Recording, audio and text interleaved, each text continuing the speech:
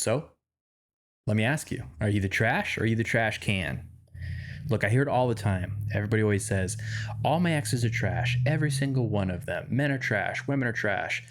Look, if that's true and every single one of your relationships ended the same way, what does that say about you? What does that say about me? We are the common denominator in every single relationship we've ever had. So stick with me in this video because I'm going to drop 3 points of self reflection that I want you to think about. Hopefully, it guides you in the right direction when choosing your next partner and you stop choosing trash. If you're new to this channel, my name is Seth. I talk about all things business, relationship, and personal growth. So stick with me. Now, listen, I'm not saying you're the problem. I am saying you're part of it.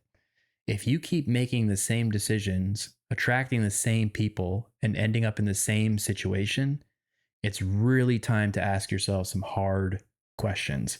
It's time for some self reflection. All right. So, point number one, are you choosing or are you settling? Too many people accept whatever partner comes along and shows interest in them. A lot of people settle because they're lonely, because it's convenient, because they don't think that they can get any better. Here's the deal though. If you don't set your standards, life is going to set them for you and it's going to be lower than you desire. So it probably goes without being said. However, you really want to choose your partner. You don't just want to accept your partner. Okay. That means you need to have standards heading into the relationship, heading into the dating market. You have to set your standards before someone comes along. All right. Point number two, are you ignoring red flags? Now, I want you to think about your last relationship and I want you to ask yourself really honestly, were there any red flags in the beginning that you ignored? It's very common. They could have not respected your boundaries. They could have been emotionally unstable. They could have been emotionally unavailable. If you consistently ignore red flags, they don't become red flags anymore. They just become your type.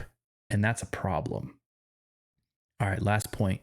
Number three, do you even know what you want?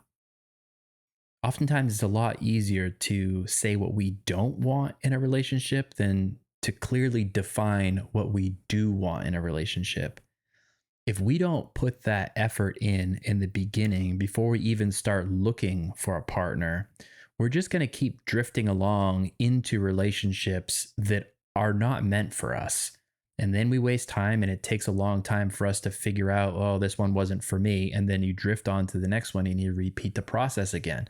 It's so important to sit down with yourself alone, put some time into thinking about what you actually want in a partner ahead of time before someone comes along and looks nice and smiles and says the right things.